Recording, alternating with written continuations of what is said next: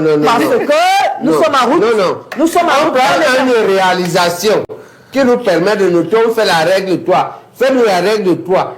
Une personne qui a 75 km sur 200 en 12 ans va faire combien de kilomètres sur les 9 ans qui restent?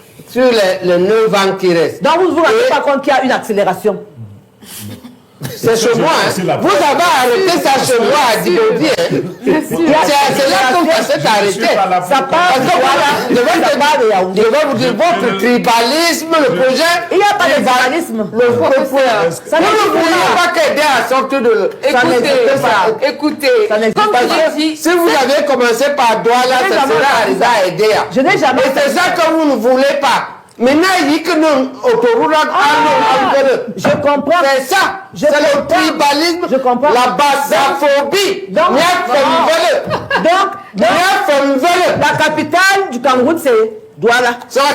Attends, c'est la capitale économique. Vous êtes dans une logique. C'est la capitale économique. Et en tout cas, c'est Paul Biya qui a dit que ça va être Douala, Yaoundé. Parce que l'idée de Paul Biya, c'était que si on arrive au moins à aider, comme il vous connaît, si on arrive au moins à aider, on rapproche le port de Kribi de Douala. En bon Biya fait une volée. Vous avez décidé que non seulement ça commence par chez vous, mais vous allez enterrer ça dans la forêt à Dibodi. D'accord. Donc c'est un projet qui ne va pas aboutir. Vous avez saboté ce projet-là. Vous ne croyez pas les Vous avez saboté son projet. On a compris, on va passer la parole à Pierre Birunier-Mec. D'abord, on va permettre à ce téléspectateur de réagir. Bonjour Claudia, à ton merveilleux panel. Je voulais poser la question à la communicatrice ou à la communicante du RDPC que son parti lui donne combien pour venir justifier l'injustifiable. Le Cameroun fait la danse Bafia depuis la venue de ce régime au pouvoir. La SICAM a fermé, sans citer les autres entreprises, l'industrialisation du pays. C'est pour quand vous fermez ce qui est ouvert, le pays, s'il n'aura pas d'émergence avec ce gouvernement en 2035, les histoires de crise et blablabla n'impactent en rien. Voilà le Burkina Faso en un laps de temps qui évolue dont vous, le RDPC, vous n'avez pas d'accord. Je termine de cette situation. Il n'y a que la bêtise qui insiste toujours.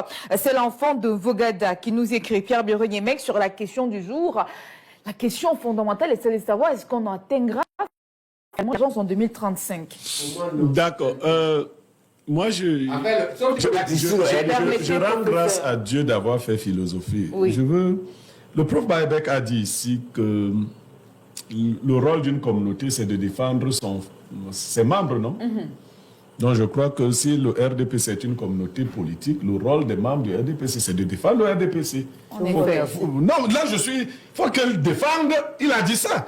Donc il faut que les RDPC... Non, on a dit le comité prédictif. Pas la définition. Non, c'est aussi... c'est la famille. Non, les RDPC doivent défendre le RDPC. Mais moi, je voudrais défendre le RDPC. Sans aide. Non, je ne comprends pas pourquoi le RDPC s'associe à ce qui se passe là. Ce n'est pas votre affaire. Non. Ce n'est pas vous qui gérez le Cameroun. Le ventre mou de l'État du Cameroun, c'est l'administration camerounaise. Quand ils font la corruption, ils sont tous d'accord, qu'ils soient du RDPC, FNSC, toute l'administration camerounaise est d'accord pour la corruption. Ça, c'est vrai. Le seul point où les gars s'entendent. Vous avez entendu que les gars, peut-être des services, bon, je ne vais pas citer des corps, même si on cite la douane. Tu vas entendre qu'un douanier refuse la corruption parce que lui n'est pas du RDPC. Il ne va pas refuser. Donc le ventre mou, c'est la corruption, c'est l'administration qui est ensauvagée dans la corruption, qui plombe donc tous les efforts. Deuxième chose, la vision. La vision est mauvaise, totalement mauvaise. Vous avez entendu dans le narratif de Madame communicante du RDPC dire la conjoncture internationale. Le président de la République lui-même le dit tout le temps. Mais est-ce que ceux qui conseillent le chef de l'État n'ont pas vu que depuis longtemps, ils devaient l'amener dans des voies qui contournent la conjoncture internationale? Parce qu'aucun pays alors africain, suivant le modèle de la conjoncture internationale, ne peut se développer. Ce n'est pas possible. C'est-à-dire, vous suivez ce modèle-là, vous ne pouvez pas, quelle que soit la personne qu'on met là, qui suit ce modèle-là, ce modèle n'est pas fait pour se développer. Troisième élément, l'éternisation des projets qu'on a vus, qui est en partie, qui est d'abord le fait de la corruption, est aussi entretenu par un climat de clientélisme dans l'autre phase de la corruption. On maintient les gens sur place, ils ne sont pas efficaces, mais ils peuvent servir à des causes politiciennes, le moment venu. Quand le professeur Baebek parle de l'autoroute, je veux prendre le cas spécifique de l'autoroute. Oui. Si moi j'analyse le problème de l'autoroute, je ne vois pas les bassins. Vous voyez? Parce que je vais voir les villages bassins de ce côté, mais je vois un problème. Lequel? Si on avait commencé effectivement l'autoroute par Douala, ça aurait libéré beaucoup d'énergie. Ce n'est même pas la capitale politique, elle en avait. Yaoundé n'a pas besoin de cette autoroute. La preuve, elle est de Yaoundé jusqu'à Bibodia, c'est à quoi? À rien du tout. C'était un projet économique qui devait desservir deux grands ports. Le port de Douala, vous arrivez, il fallait relier Edea à Kribi. L'effet économique allait... L'autoroute, il faut même enlever ça. Si ça commençait à Douala et enterré à Edea, je dis que ce serait utile. L'autoroute qu'on a actuellement... Mais le problème, c'est que Edea ne doit pas avancer. C'est un mouroir. L'autoroute actuelle ne sert ni à Yaoundé, ni Douala. D'ailleurs même, l'autoroute actuelle dessert Yaoundé gravement. Parce que je ne sais pas qui va l'utiliser. Vous sortez d'où pour vous retrouver sur l'autoroute? Moi, je passe par là quand je vais à Oumédé. Je dis, pour desservir, quand je vais à Douala, je passe par là. Vous pouvez quitter Yaoundé. C'est-à-dire pour aller hors de Yaoundé, donc vous ne servez pas Yaoundé. Mais vous venez d'où pour vous retrouver sur l'autoroute, pour venir donc desservir Yaoundé? Ça veut dire que vous venez de l'ancienne route, n'est-ce pas? Vous vous détruisez. Et puisque l'ancienne route ne vous plaît pas, vous ne l'empruntez pas.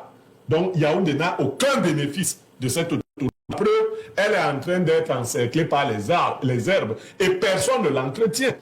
Donc, du point de vue logique, il fallait la lancer par Douala. Si on s'était essoufflé à aider, elle aurait été utile. La haine de Kibali, mais les gens rendus aveugles. Je ne pense pas que ce soit... Boumiébel, c'est qui? C'est pas les Bassards. Je pense plutôt... Et ça arrive à Boumiébel. Ce qui a motivé les gens, c'est que de Yaoundé à Bibodi, là où ils se sont arrêtés, on avait un tracé. On avait un tracé plus facile, dans lequel on pouvait voler plus d'argent. Parce que c'est le tracé qui continue qui est le plus difficile. Et madame a dit que ça a repris. Ça n'a pas repris. Ça n'a pas repris. Sur les papiers? Non, ça n'a... Moi, je parle d'effectivité. Moi, je suis un gars de Boumiébel. C'est ça que ma malchance. Rien n'a repris et rien ne reprendra. Parce qu'effectivement, il y a un grand problème pour quitter Boumiébel et atteindre Pouma, qui a une distance de 44 km sur l'autoroute. Rien n'a été fait pour désintéresser les populations. Rien n'a été fait sur cet acte. Et ce qu'on veut faire donc maintenant, pour vous dire, c'est que comme on est coincé entre Boumiébel et Pouma, on va aller commencer à Douala.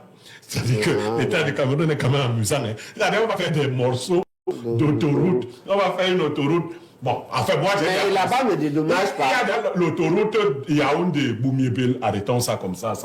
Ça bien avec notre projet. Voilà le projet qu'on lui a donné. On va probablement lui donner une autoroute Douala-Edea. Et je vous assure, s'il réussit à faire ça sur les 9 ans qui restent, ça va rester là. Mais la règle de 3 que je viens de faire, non appliquée aux 2 ou 3 ponts à construire, nous donne 21 ans en respectant la vitesse initiale. Parce que, oui, on est là en cinétique. La vitesse initiale. Vous allez changer. Si on respecte la vitesse initiale, vos 9 ans, c'est dans 21 ans qu'on aura fini les 125 km restants. Maintenant, si on ajoute, parce qu'il n'y a pas de pont. Il n'y a pas de pont entre Yaoundé et Bibodi. Il n'y a pas de pont à construire. Sachant que le pont prend beaucoup plus de temps, on fait une projection annuelle. Un pont se construit en 3 ans. Donc nous avons 3 ponts, 3 ans. 3 ans fois 3, 9 ans. Effectivement, si tout démarre normalement, nous sommes sûrs que dans 30 ans, exactement, on aura terminé l'autoroute Douala-Yaoundé. Voilà les perspectives. Donc, nous serons 30 ans plus 2026. Mais je vous ai dit que sur de sur les documents. On vous dit ce qui est sur les documents. Ce n'est pas Je encore vous dis sur qu'il le n'y a terrain. même personne. Il n'y a même personne. Les gens ne vont même pas là-bas. D'accord. C'est l'herbe qui a pris. Oui, l'herbe a poussé parce qu'on va souvent parler. Les gens ne vont même plus là-bas. Il n'y a même plus les machines là-bas. Pour que vous sachiez. Donc, J'ai entendu parler. on vous a menti. Ils ont menti. Il n'y a rien. Là-bas, c'est fermé. On verra Les bien. femmes ont. Je vais vous donner la description. On verra bien. Actuellement, Moi, j'ai entendu parler de la reprise éventuelle. Actuellement, on vend les prunes. Là où les engins devaient passer. Les femmes vendent les prunes et le C'est chez nous, non? Le matango. Ben, on J'ai les voit. acheté. Madame Grace, j'ai acheté les On prunes. les voit. J'ai acheté les prunes. passe par là. Donc il n'y a plus rien. C'est les prunes. Il faut dire à Paul Biya que l'autoroute a été remplacée par le marché des voilà, des prunes. Pour que l'herbe ne pousse pas. Ça, c'est moins une notion citoyenne. Et puis pour le matango. C'est fini, l'autoroute est morte. Pour que l'herbe ne pousse Et là, pas. ça accomplit, je Pour que sais l'herbe ne pousse pas. C'est une non, attitude ça accomplit citoyenne. donc une... En attendant la suite. Ça Parce que ça va accomplit reprendre. une prophétie de Ruben Oumiobe. Parce que je vais vous dire ce que vous ne savez pas. Là où l'autoroute vire, Oui. pour tomber à Boumiébel, elle traverse le domicile qui a accueilli Oumiobe quand il est venu habiter à Boumiébel. Oui. Donc, en fait, Oumiobe avait béni cette route. Il avait dit aux gens là que contre la volonté du colon, vous serez sur la route. Donc, quand on a vu qu'on ne pouvait plus continuer, il fallait au moins relier Bibodi à Boumiébel et on est venu faire cette route qui est très belle. Merci à la prophétie de Ruben Oumiobe. Mais c'est fini. Il n'y a plus de... D'accord. L'autoroute ne va plus continuer, c'est fini. Dans vos rêves.